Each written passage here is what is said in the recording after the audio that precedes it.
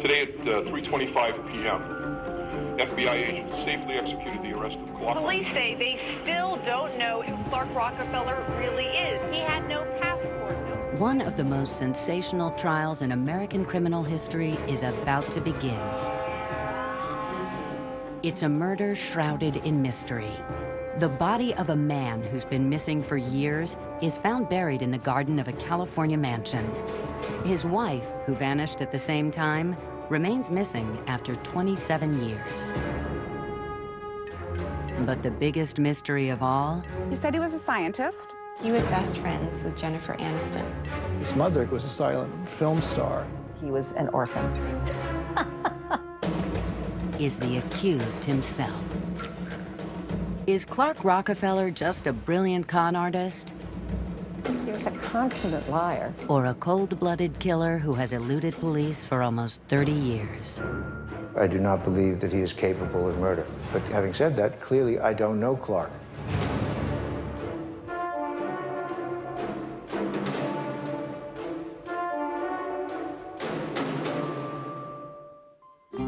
It starts with a chance encounter on a German highway. An American couple decides to pick up a 17-year-old looking for a ride. We were on the Autobahn going near to Berchtesgaden because I wanted to see Hitler's eagle's nest. On the off-ramp here was this young man actually hitchhiking. Of course, being a mother and seeing a young kid standing by the side of the road, I guess, you know, just you don't leave somebody standing by the side of the road and don't pick them up. In the car, the teenager talks endlessly about his passion for Hollywood movies. When he learned we were from California, he would just not have it any other way and just insisted that we should stay at their place overnight. He brings the couple back to his local tavern and over a beer introduces himself as Christian Gerhardsreiter. The Kelms want to take a picture of their enthusiastic new friend. It was interesting when Gene wanted to take his photograph, how he said, well, wait a minute now. He says, I gotta... And eventually he got a pose that Gene got. He would always make you wait for that picture because it had to be just so.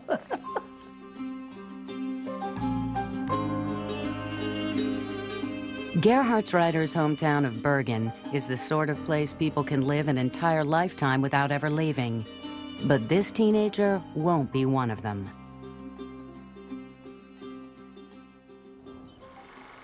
In the back room of his family home, Christian escapes the boredom of small-town life and slips into a world of glamorous cynicism.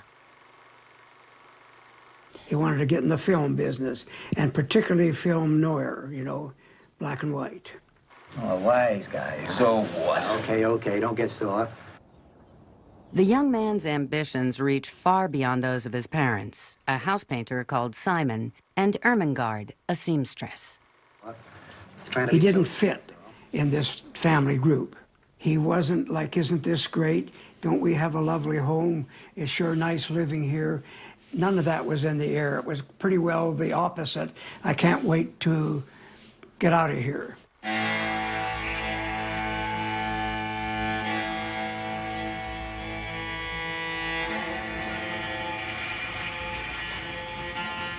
I'm quite sure I grew up in New York City. What about Germany? I don't know what to say about this. I don't have a particular knowledge of any of that. In 2008, Clark Rockefeller agrees to his only one-on-one interview, conducted by NBC's Natalie Morales. He denies any connection to Germany, insisting he was born in America. I remember clearly going to Mount Rushmore in the back of a Woody wagon and being an aficionado of station wagons. I believe it was a '68 Ford with the flip-up headlights. So you have a clear memory of this car? I have that. But nothing else? I have a clear memory of once picking strawberries in Oregon. In 1978, Christian Gerhardsreiter lies on his immigration form. saying the American tourists he met in Bergen have invited him to stay with them in California. And so begins his epic journey of self-invention. The American dream is that dream of a land in which life... His plan is to make his way west to Hollywood. 100 miles into his cross-country trip, the German teen stops in a small town and posts a want ad looking for free bed and board. Intrigued by the confident 17-year-old, Edward Savio's parents take him in. This kid just shows up at the end of our driveway. He kind of just strutted, you know, and he came in and he was just, I'm here, you know, how are you? I'm Chris. I'm Christian Gerhardsreiter. He tells them colorful stories about the home he's left behind. From the beginning, it was apparent that Chris was from a higher level. It was, of course, we come from this money. Of course, we have maids and people to take care of us and make the dinner and clean our clothes and do all of this. The way he sort of like, moved his arms and the way he did this, it was almost like if he had had money, he would have been throwing it. He would have just been throwing it in front of him and walking on it like rose petals. Gerhardsreiter lands a spot as an exchange student at his new friend's high school and begins to reinvent himself in his adopted homeland. He was really excited about being in America. I mean, he wanted to make it here. Please let me go. You can't do that, Miss Lowell. Mr. Brown wants you should see the fight. He would sleep on the couch in our living room. Mr. Brown is mad already. We lost you for 2 minutes. You would sort of hear him watching television late at night. Where would I go? He was gathering information from shows. I've changed my mind. He spoke with this very sort of, lovely, what are you doing? How are you? Good evening, Captain. I think he thought that that's how he was supposed to sound in America. Lanny, you spent $18,600 in the last 6 months investigating one man. But that was his best impression of an American. I was asked to do an evaluation of him at the Nashua Street Jail. He was sitting there in his sort of prison jumpsuit with his attorney there and basically went in and sat down and did my usual sort of clinical interview. He really didn't seem anxious at all. He had been able to convince other people so successfully for so many years that he really didn't have any question that he would be able to convince me also. I think he was so comfortable with his lying that he was able to do it effortlessly. And even to, sort of inhabit the roles he created. But as Gerhardsreiter's new persona takes shape, his welcome at the Savios begins to wear thin. He wouldn't pick up after himself.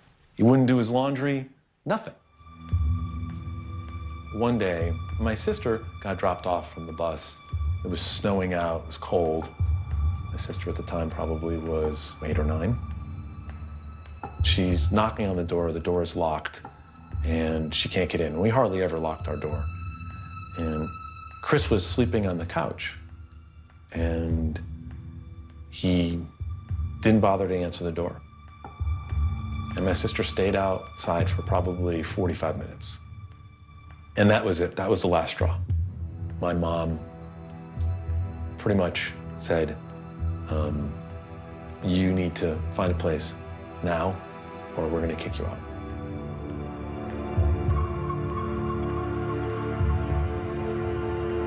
From Connecticut, Gerhardsreiter picks up his journey west to California. And on the road, his American identity gets even slicker and more convincing. We would get these phone calls from him. He was very proud of the fact that he had voted in the just recent election, in the 1980 election, and he had voted for Ronald Reagan. And I thought, well, okay, that's great. It's one problem, you're not an American citizen. Well, I just went down there with my driver's license. And I said, here I am, and I want to vote. I want to register to vote. And they looked at me and they said, what kind of accent is that? And he was like, It's from Massachusetts. Reagan is our projected winner. He definitely was like, there's certainly people that I can just tell anything to, and they're going to believe me.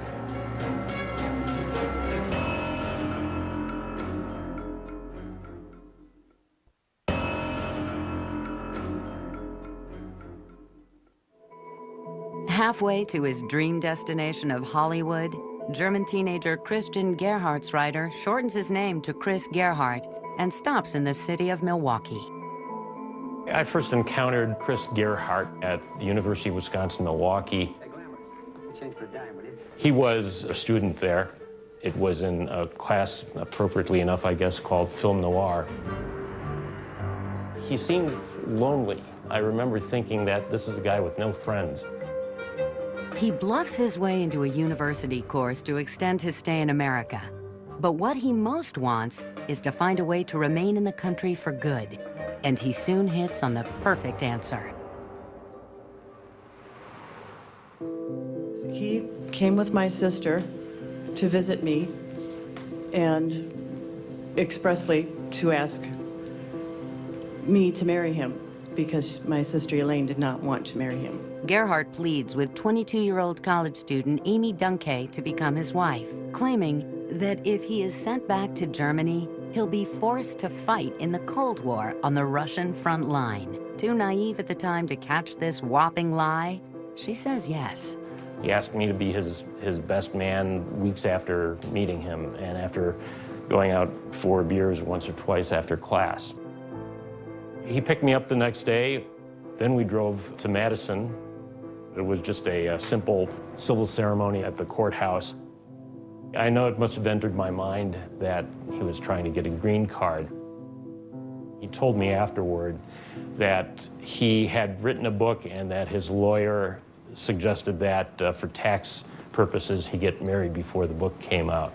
That's when I immediately started thinking, I knew that at the very least this guy was full of BS. The wedding serves its purpose.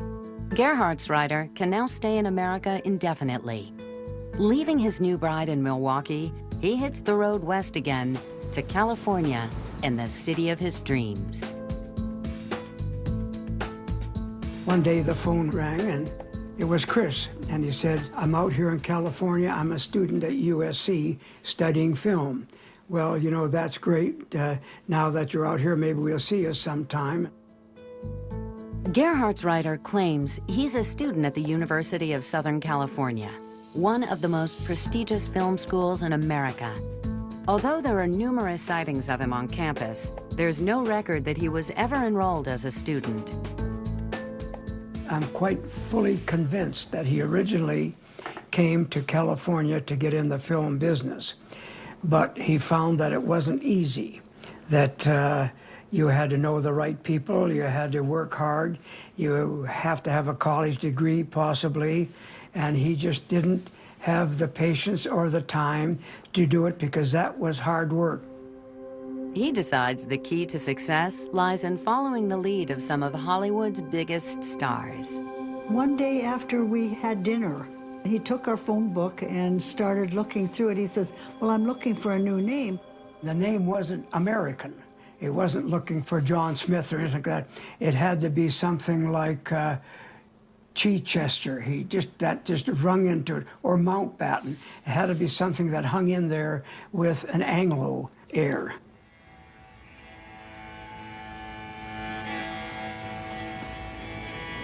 During his interview with NBC's Natalie Morales, Rockefeller shows off his flair for performing. I can do a very, very good Scottish accent. You wanted to hear some Scottish poetry? Yes. We'd love it. Fair far, your honest sonsy face, great chieftain, o' the puddin' race. A bundama ye take your place, paint stripe with arm. Well are ye worthy, o' a grace, as long's my arm. Is that Robert Burns? It is Robert Burns. From Hollywood, Gerhardsreiter migrates to the wealthy enclave of San Marino, just east of LA. Here, he casts himself in a new role and finds an avid audience. San Marino in the 80s was an absolutely ideal community. Everybody went to church. Up on the hill, there were mansions, very wealthy homes with important people living in them. It was a little bit of paradise. I belonged to the Episcopal Church in town called the Church of Our Savior. And pretty soon I began to notice on Sunday mornings a new person. He was a very dapper young man. He dressed very well. I found him just utterly charming. We knew him as Christopher Chichester, the 13th Baronet. He carried a calling card that actually said the 13th Baronet of Chichester. I assumed that he was from a good English family. I didn't even know what a 13th Baronet was. We called him Chris Chichester the 13th. All in one word. Newly minted British aristocrat Christopher Chichester has noticed that all the rich men of San Marino pass through one place, the barber shop. Chichester, he started to come up to me. And first he had haircuts, but then he started to find this like a reading room. And he read the paper and drink my coffee and start to talk to all my customers. And many of the customers was thinking he must be a businessman too, the way he was dressed. When he first arrived in town, Gerhardsreiter was living in his car with barely enough money for food.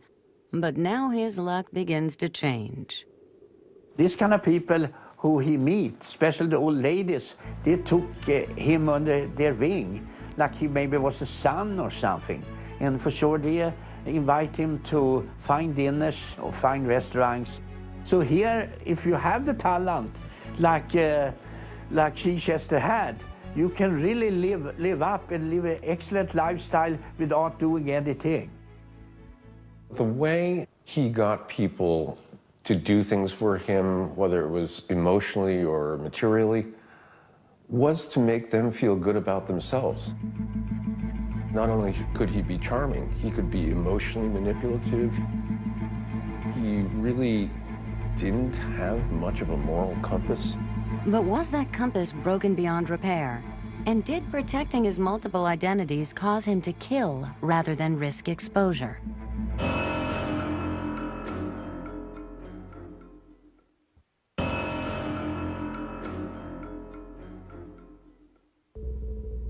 Consummate conman Christian Gerhardsreiter spends 2 years charming rich women and enjoying the finer things in life. Then, in 1983, he sees an opportunity for a much bigger payoff. He learns that an elderly woman has an empty guest house at the back of her San Marino home. The house was old and tacky and run down and tiny little house. And you went up this kind of cracked driveway to the garage, and behind the garage was his living quarters. And it was pretty awful. It was just a big cement-floored room with a little bed pushed against the wall. It was really horrible. The owner, Dee Dee Sohaus, had once been a glamorous socialite who flew her own plane. Now she's a frail and isolated eccentric, and that makes her the perfect mark. He moved in there and he started to help her out. He did everything, you know, and he cleaned up and helped her and see that she get food, what she might not get, like an alcoholic. And he took to the doctor and he talked to the doctor and he did the paperwork, so he did everything. 6 months after Christopher Chichester becomes Dee Dee's live-in help, her only son John moves back home with his new wife, Linda. John was adopted. He's kind of a nerdy, unusual guy. And then Linda came across as also kind of an unusual lady, also into science fiction, science fantasy, Dungeons and Dragons, computers, things of that nature that weren't necessarily popular at that time. He was very small in stature, and she's a very large lady. The son now, him thinking, what is this British fellow here for? Is he maybe using mother's money? He dressed very well. I don't really like that guy.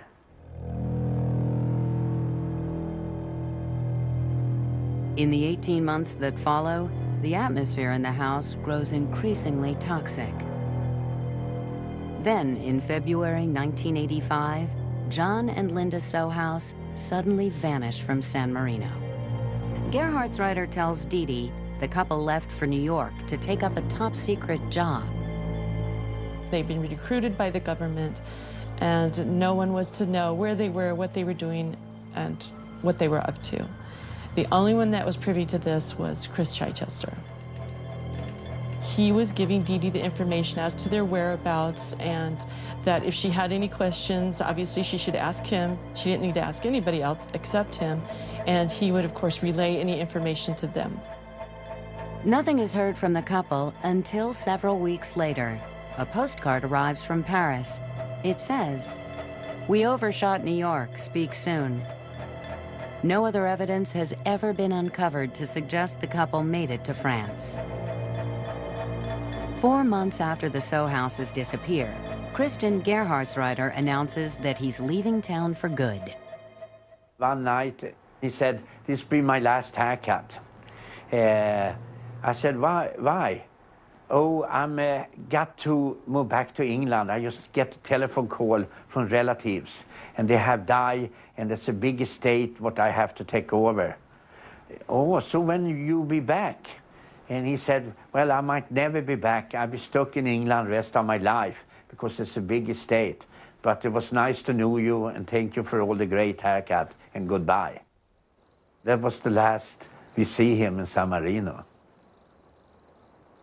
So why the sudden departure just when, with John out of the picture, his way was finally clear?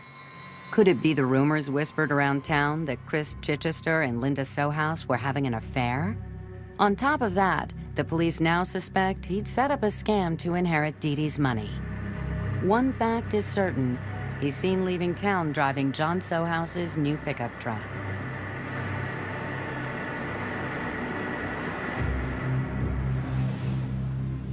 When he left San Marino, he came here to our home. Didn't say really where he was going, just that he was in a hurry to go. We couldn't wait and talk. On the day he stops to say goodbye to the Kelns, their son Wayne notices Gerhardtsreiter isn't traveling alone. As I walked past the truck, I looked right into the cab. There was a woman in the cab, very large woman, and I looked right in her eyes, and she looked right up at me, and it was very clear she had been crying. Her face was all blotchy. She was all, looked very, very upset. And then as I walked past up to the door, I noticed, the driver had gotten out in the meantime and was walking up to the door, and then I noticed at that point, the first time I noticed it was Chris. Could this have been a sighting of Linda Sowhouse, who disappeared 4 months earlier? And if so, where is her husband, John?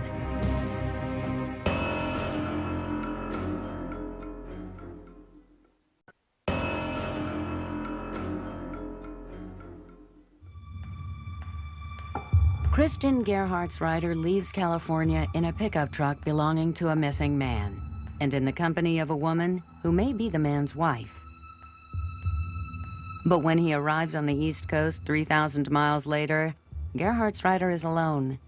He settles in another enclave of American wealth and privilege, renting a room in the back of a mansion.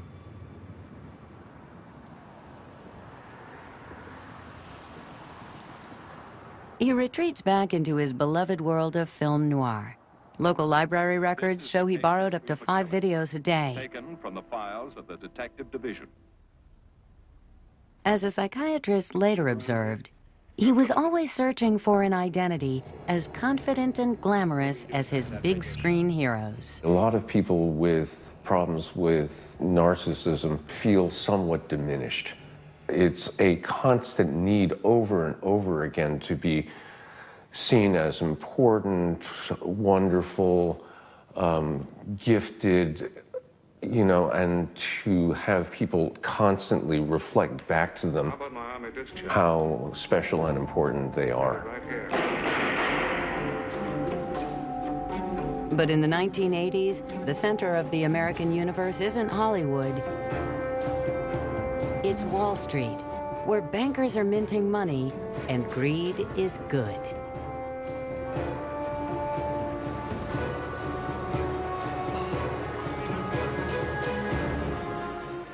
Wall Street was booming.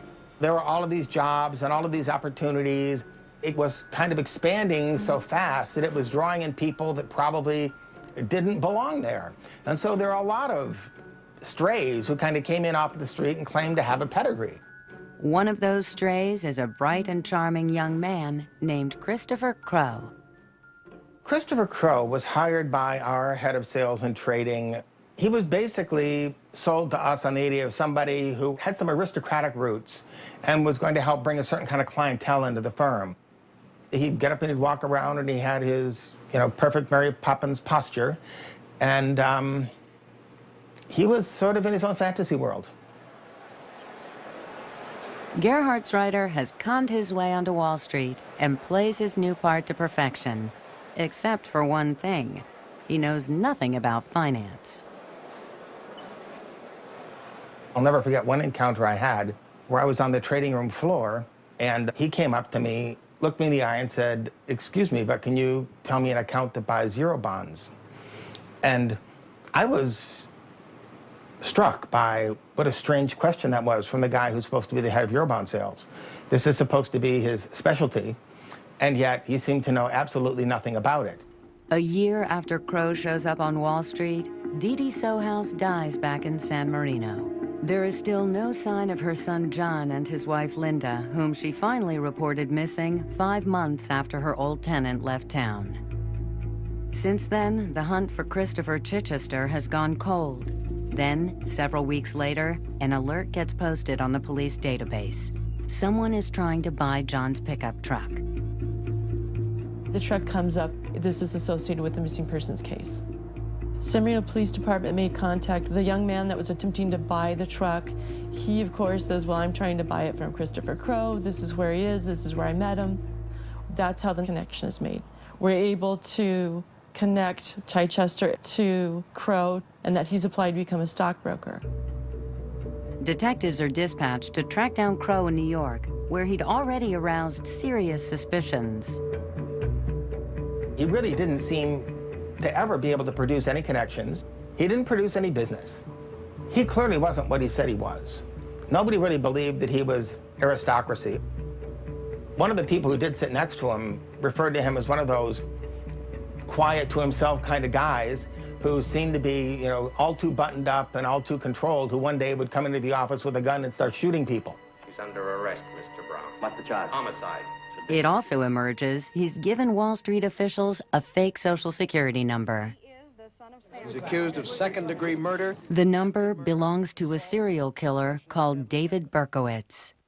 The son of Sam serial killer, this is a guy who was killing people left and right, who was being talked to, I think, by God through the voice of his dog. They displayed the .44 caliber pistol. I mean, that's a terrible Social Security number to use. I mean, if you were really going to trick somebody, isn't it relatively easy to go into somebody's wallet and find a real Social Security number of a real person rather than somebody who was a well-known serial killer? It probably just didn't even occur to him that these were going to be problems. He had been so successful over the years at pulling off these scams that I think he totally underestimated the intensity and level of law enforcement. There is this little Achilles heel where he becomes unaware that he's kind of fallible and that people could actually catch up with him. For weeks, police try to meet or talk to Crow, and each time he gives them the slip. One night in November 1988, they stake out his New York office.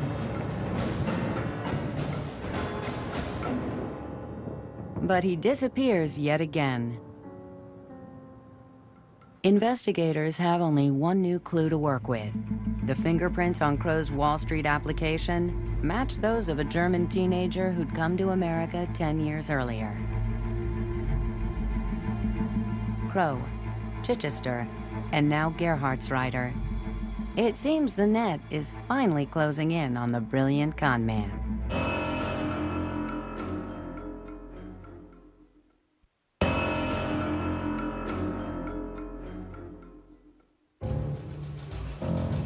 As Christian Gerhardt's writer leaves Wall Street behind, 3 of his identities have been exposed. Now, in his boldest move yet, he heads uptown to the elegant streets around Central Park and creates another new identity, this time as an American icon. I was in the park walking my dog Leicester. He just introduced himself, and it was actually kind of odd because he immediately said, "My name is Clark Rockefeller." We believe the power to act from the time... A dynasty of oil barons who'd built New York, the Rockefellers are one of the nation's most powerful families. Art collectors and bankers, they possess one of the largest private fortunes in the world. In America, when you meet a guy who's like comes to you and says, "Oh, I'm a Rockefeller," you feel like, wow, the boats come in. Clark Rockefeller first appears on New York's art scene in 1992 as an eccentric millionaire and generous patron of the arts. His name opens every door.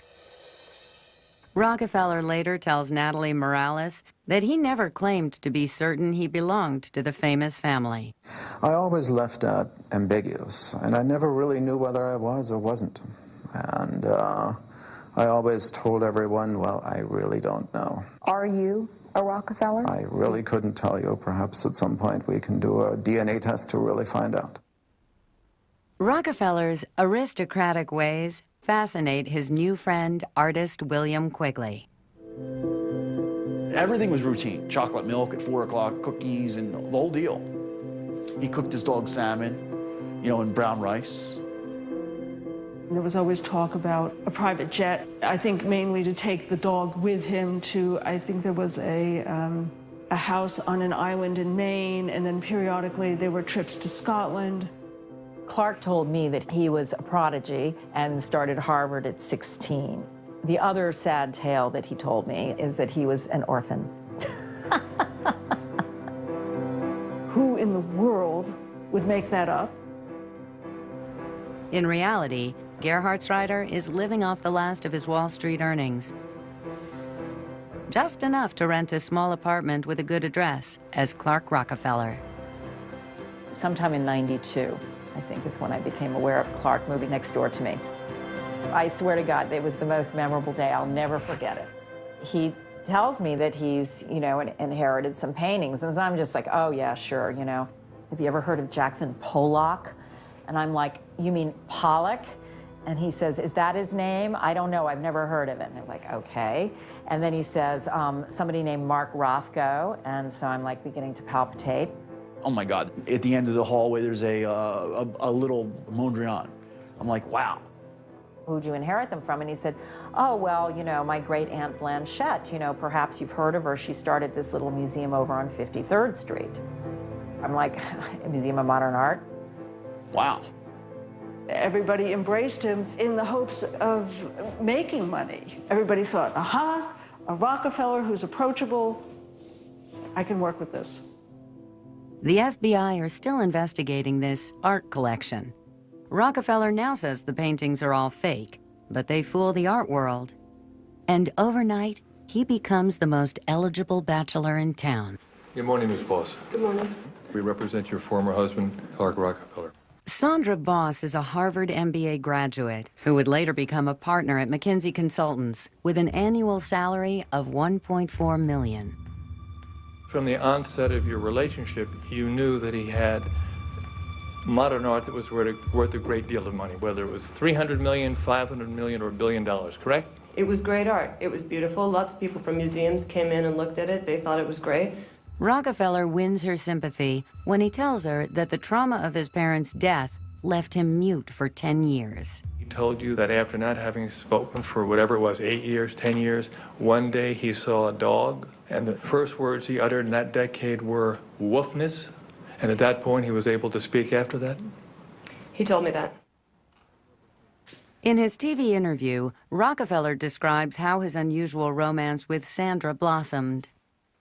We met in 1993 in New York City. A church group, essentially, came over to play the board game, the Parker Brothers board game, Clue, at my apartment. Sandra came as Miss Scarlet, and I often portrayed the character of Professor And was it love at first sight? Oh, no doubt. Friends who who knew you as a couple also said that you threw lavish parties. The two of you were like the golden couple. You liked the finer things in life, from fine wines and sherries and champagnes to importing English Stilton, and you seem to be living the good life.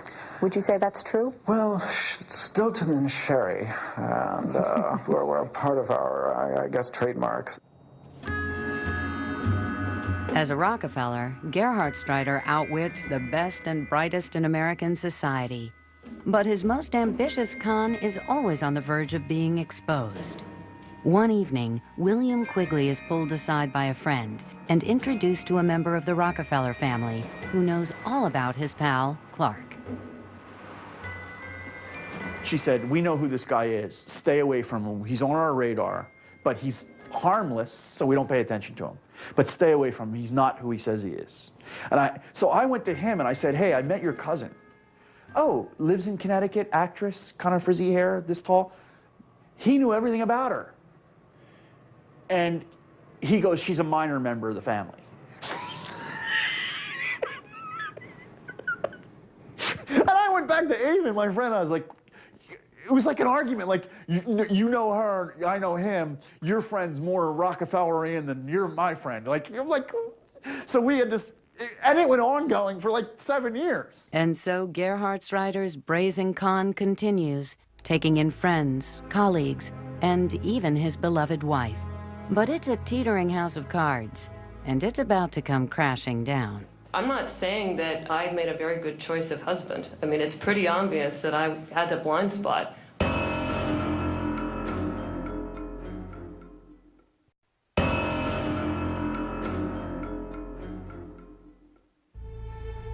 While Christian Gerhard Strider conquers the New York elite with his assumed identity as Clark Rockefeller, a forgotten mystery is thrust back into the limelight in San Marino, California. After Dee Dee Sohouse's death, her house was sold and is being redeveloped.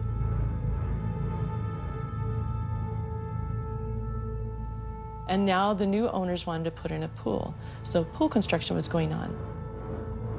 They get down about 2.5 feet, and now they run into something hard, and there was a box.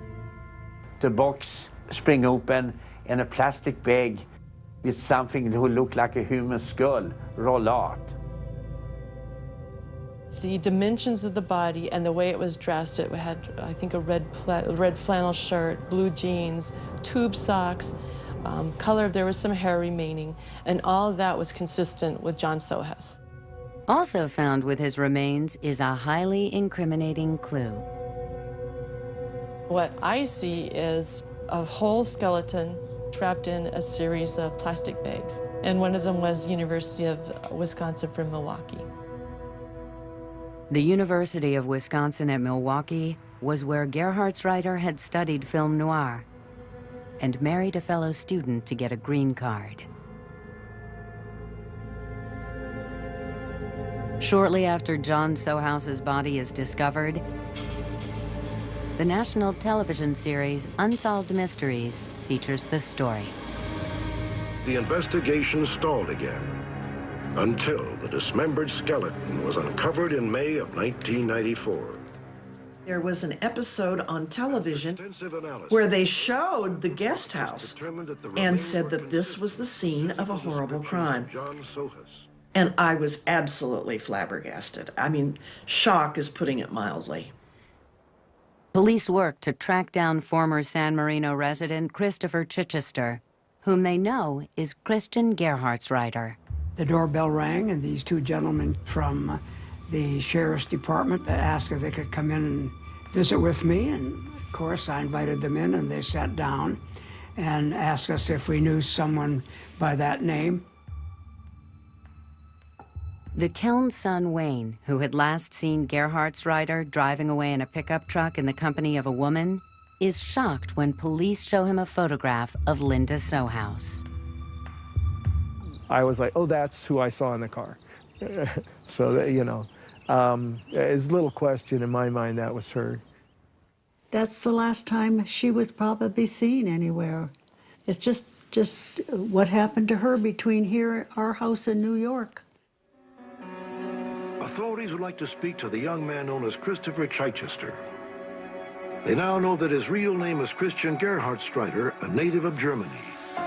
He speaks fluent English and has used the names Christopher Crow and Christopher Mountbatten. Very short time later, my family gets a call from the FBI. It just didn't make any sense. You know, that this kid who I knew, who was just a liar, or someone who just told stories, was now wanted for the death of someone, or murder of someone else.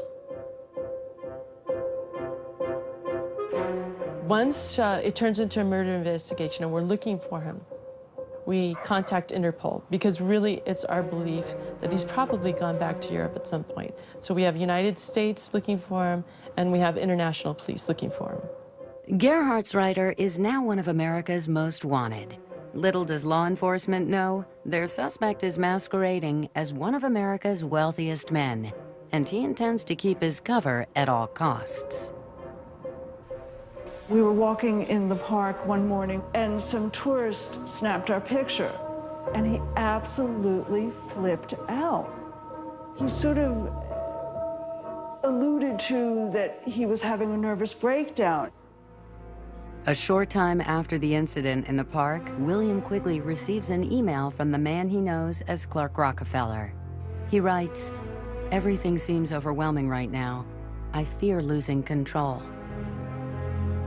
He goes, people are after me, not after me, but people are starting to find, you know, there are too many people in the art world are always coming after me, trying to sell me their work and all that. So he's like, so I understood, I don't know. If you have any information about the disappearance of John and Linda Sohas, please contact the... Rockefeller escapes detection in New York and heads north with his wife Sandra to a town deep in the woods of New Hampshire. With Sandra's hefty salary, the couple buys a mansion called Dove Ridge. Here, the increasingly paranoid con man closes himself off from the outside world. I'd heard tales of this Rockefeller who had moved into town, picked up a piece of property that he was renovating. I'd heard there was a great deal of work going on. I'd also heard that he kept changing his workmen, which seemed odd to me. He was letting people know that he was not to be trifled with. He would put no trespassing signs. He even bought, at auction, an old police car, had it painted one color, and then had it emblazoned on the side, Dove Ridge Security. And we don't have a lot of strangers coming in town, so I don't know who he thought he was scaring off. Others in his new community witness Rockefeller's strange behavior. His neighbors, the White family, are almost the only people he sees regularly, and they can't help but notice how oddly he behaves when a camera comes out. There's always a birthday or a party or a dinner. Whenever I would say, oh, I have to take a picture, everyone, smile. Of course, he would not smile because he was being difficult. He would make a horrible face or cover his face.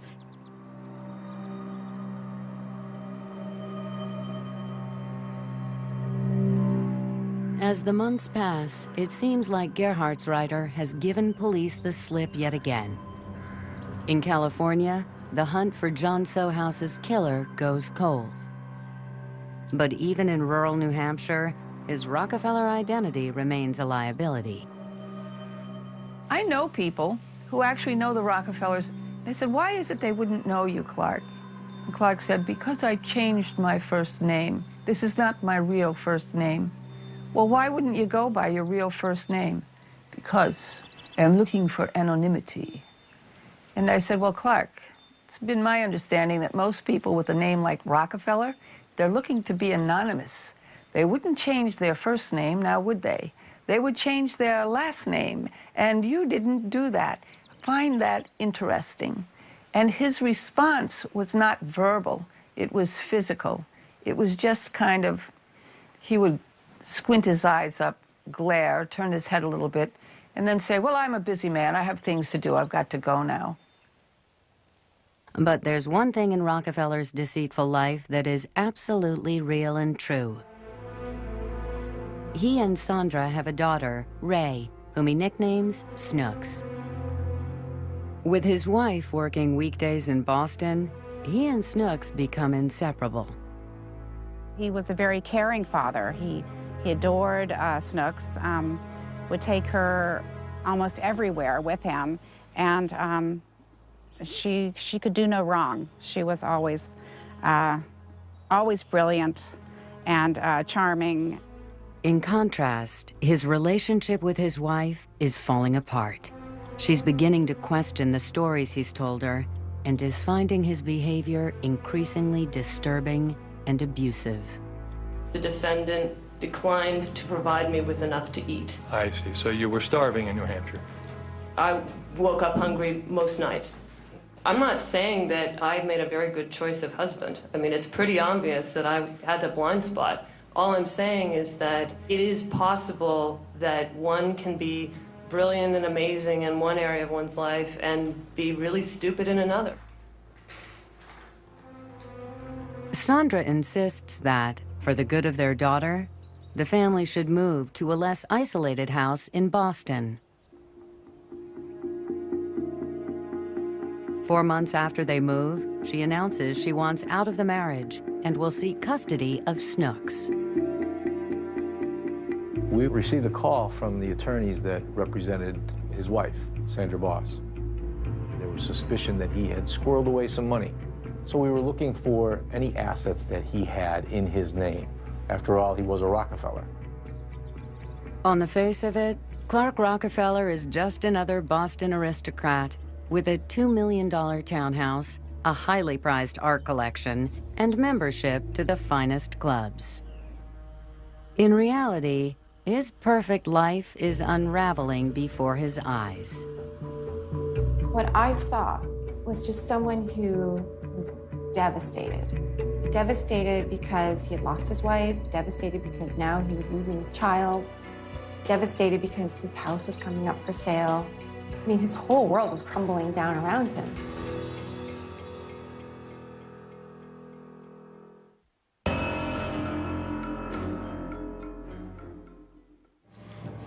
While Christian Gerhardt's writer's carefully constructed life as Clark Rockefeller is coming apart at the seams, his wife's private investigator is having no luck finding any proof that he is who he says he is. There was no record of him prior to 1993, before he met his wife, which set off all kinds of red flags and bells and whistles that something's not right. So in the summer of 2007, his wife presents Rockefeller with an ultimatum. If you want to share custody of Snooks, you must provide proof of your identity. 2 days later, Rockefeller drops his claim to custody in exchange for $800,000. Sandra and Snooks move to London. Now all alone, Rockefeller spends Christmas with William Quigley. He was completely terrified, and he said things like, "She's going to take everything from me." And then my brother-in-law came home, and he's very direct. And he started talking about, you know, losing his daughter, and they're going to move to London, and he's not going to see her. And he goes, "You're a Rockefeller. Can't you just get on like a plane you own or something and go anytime?" Like, and that kind of summed, and he just like, he almost didn't realize that he had access to these things. He should have access to these things because he really didn't. We would drive and sit along the water looking at the boats. And he would literally just stare out the window and say things like, "What do I do? What am I going to do?" On July 26, 2008, Snooks is due back in Boston for a 2-day custody visit with her father, supervised by a social worker. Later, describing that day, Gerhardt's writer shows the first real emotion of his television interview. The one thing that I want to do is to see my daughter again at some point, and that's the one thing on which I'm focusing. How many times then, after the custody was granted to your wife, were you able to see her on your own, well, with under supervision?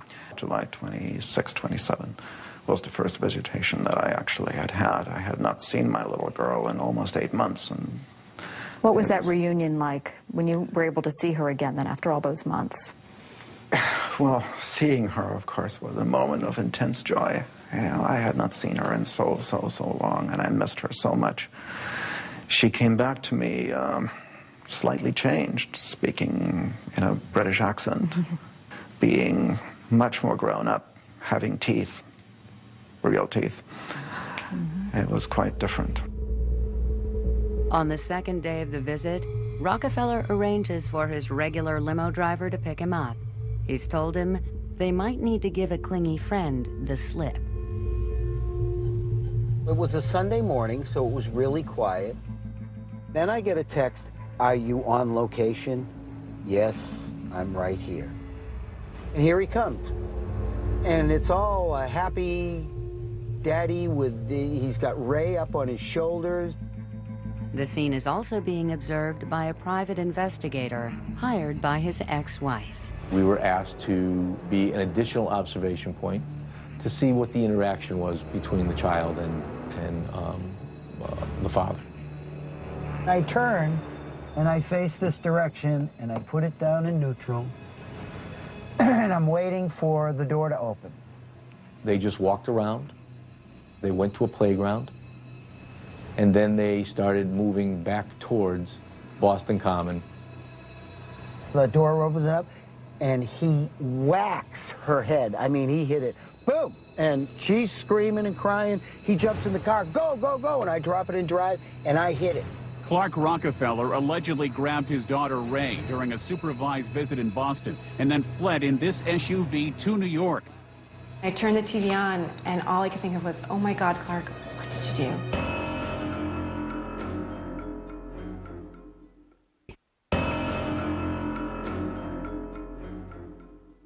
Clark Rockefeller paid off his limo driver with $2,000 in cash and disappeared with his 7-year-old daughter, Snooks. They were next seen 7 hours later, heading through the streets of New York. It was an interesting scenario. It's not your run-of-the-mill. There's money involved. That's why it was so sensational, right? I mean, you have a Rockefeller. I think that he had been planning this for quite some time, and therefore he had told people different stories to add confusion. Because if you went and interviewed one person, they would say he was going to Alaska, he was going to Long Island, he was going to Europe. So all of those things needed to be checked out. The FBI sends a wine glass to the lab, which they believe has Rockefeller's fingerprints. Along with his wife's private investigator, they start poring over every aspect of his mysterious life. We took the information that we knew, his birth date, Places of birth, tax records, tax liens, marital licenses. what bank accounts he may have, what credit cards he may have, and any other real assets like homes and properties. You have to get resources on the ground. You have to get people out in the field to talk to witnesses, friends, family members. He said that his given name was James Frederick Clark Rockefeller, that he had graduated from Yale University. There was no record of him from Yale. However, there was a James Frederick Clark. He claimed that his birth date was February 29th, a leap year, 1961. Well, sure enough, there was a record of a Rockefeller born in New York, but it wasn't him. Our report basically said, we don't know who this person is, but it's not Clark Rockefeller. As the FBI hunt intensifies, Rockefeller's fingerprints come back from the lab with a positive match to a set of immigration prints from 1978. The individual's true name is Christian Karl Gerhard Scheider. But that's not the only identity that comes in as a match. The 17-year-old German teenager's prints are also identical with those of a Wall Street trader named Christopher Crowe. And when investigators check the police database, they find that Crowe used a previous alias, Christopher Chichester. The explosive news about his real identity spreads like wildfire among the many people he's conned. different aliases. I got goosebumps. I was like, oh my God, that's Christian Gerhardt-Schreiter. My God, that's Christopher Crowe. What? Chris? I couldn't believe it. I saw that headline. I said, there's only one Rockefeller this could be.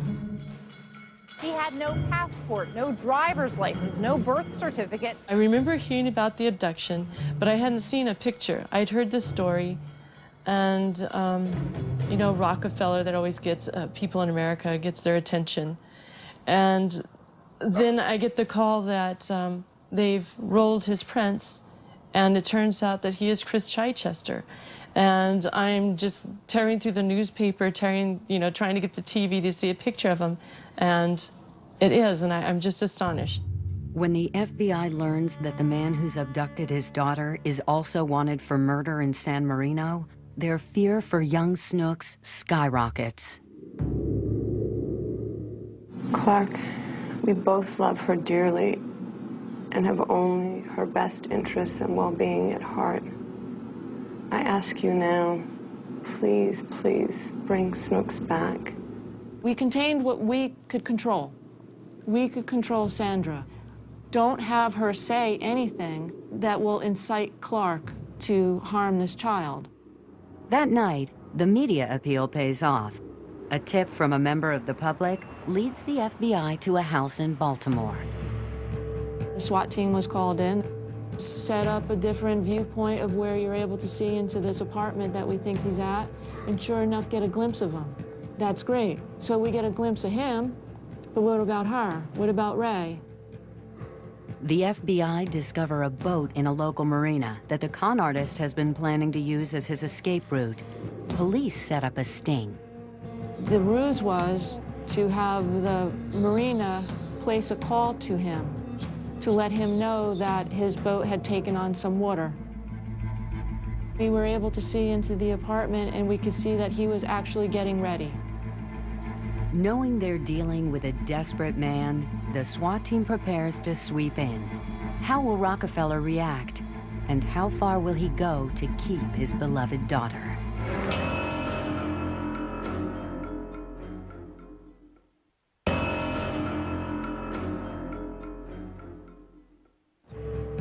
Clark Rockefeller has been found hiding out in an apartment near the Port of Baltimore. FBI agents have asked the marina manager to call Rockefeller and tell him his boat is flooding. Moments later, he steps outside, leaving his young daughter in the apartment. He came out, and a couple SWAT guys walked right up to him and said, "Hey, Clark." And, he looked at him. I think they said, "Where are you going?" And believe it or not, even at the last minute, he even had a con. He had an answer already. He said, "I was going to get a sandwich." As Rockefeller is taken away by police, FBI agents retrieve Snooks from the apartment. Upset but unharmed, she is reunited with her mother. The twisted story of Clark Rockefeller instantly makes headlines around the world. Meanwhile, the FBI begin their interrogation of the most notorious criminal in America at the time. Where were you born? Well, as far as I know, New York. Okay, can you explain that a little bit to me? Because I know where I was born, I'm sure this detective does, and I'm just a little bit curious about that. I'm not totally clear on that. It could have actually been Boston, too. It was bizarre in many respects because of when he was confronted with this, overwhelming evidence that he was Christian Karl Gerhardt-Schreiter. He continued to protest that he was indeed a Rockefeller and that he had issues perhaps relative to amnesia or being taken as a young child out of the Rockefeller family and things of this nature. I think at that point he was desperately trying to deflect attention away from his true identity, and he probably was well aware that eventually a connection would be made to him in California and the possibility that he committed a terrible double murder out there. Looking like a broken man, Christian Gerhardt-Schreiter is brought to court in Boston to be tried for kidnapping his daughter. But it quickly becomes a systematic exposition of his pathological deceit. you knew that he had modern art that was worth a great deal of money. It was great art. It was beautiful. Lots of people from museums came in and looked at it. They thought it was great. Rockefeller must now face a stream of people from his past lives who testify against him, including his fleeting college bride. I'm Amy Gerseld Dunkey. As part of his defense, his lawyers claim he's delusional and insane. This is not a man playing with a whole deck. Pure madness. You see him descending into a madness. But based on his professional assessment, Dr. Chu disagrees. I couldn't find anything other than to feel that he, in fact, is responsible for whatever criminal activity he's charged with. I think he was not somebody who was so involved in this fantasy life that he believed his own lies. I think he knew exactly what he was doing. I think it was very calculated. I think he was perfectly aware that these were guises and fabrications that he was putting out there for other people. This was a complicated case and not as clear-cut as it might seem to those who have followed it only in the media. We, the jury, say that the defendant is guilty of offense as charged. In 2011, Christian Gerhardsreiter is sentenced to 5 years in jail for the kidnapping of his daughter. Everybody likes a winner, right? We were winners. We were better.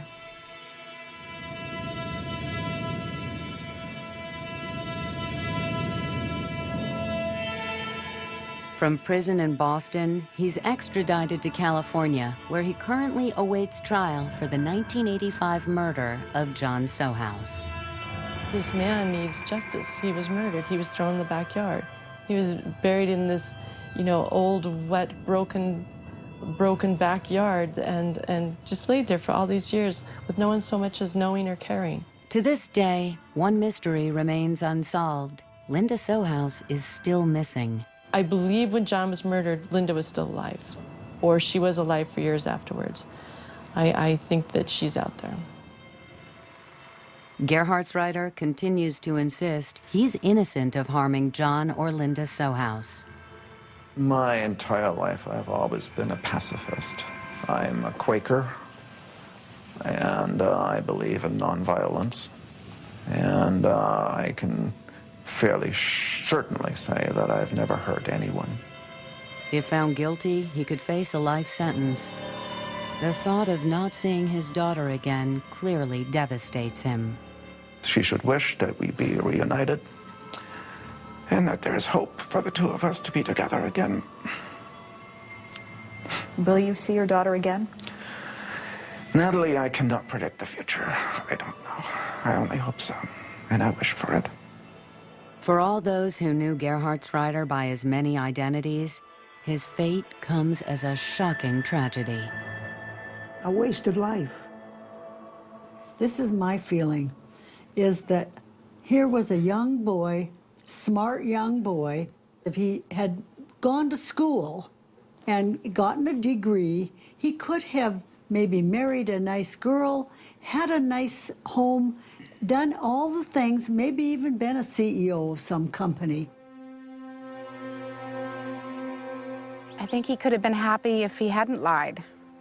He's a very charming person, and I think if he had just been himself, people would have accepted him and he would have had a nice life. It was quite an accomplishment, an amazing accomplishment, just to do it on nerve and guts and get away with it for as long as he did and rise to the top echelon of American society on nothing but just his intellect. It's just sad that he's, potentially, up for these crimes. I just would never assume a guy like him would ever have any of those instincts whatsoever. I hope he's innocent. I believe that Chris believes he is who he says he is. I think right now he's sitting in jail and he believes he's Clark Rockefeller. That he's pretended so long that some part of him was destined to be who he believes he is. Just once in his lengthy TV interview does Rockefeller let his perfect mask slip. In that moment, he reveals that beneath all his false identities lies the hollow shell of a deluded man. I really only look forward. I very rarely look back at anything. You never try to piece together what's happened in your life? Not particularly. Or who you are, where you came from? Almost makes no difference to me one way or the other.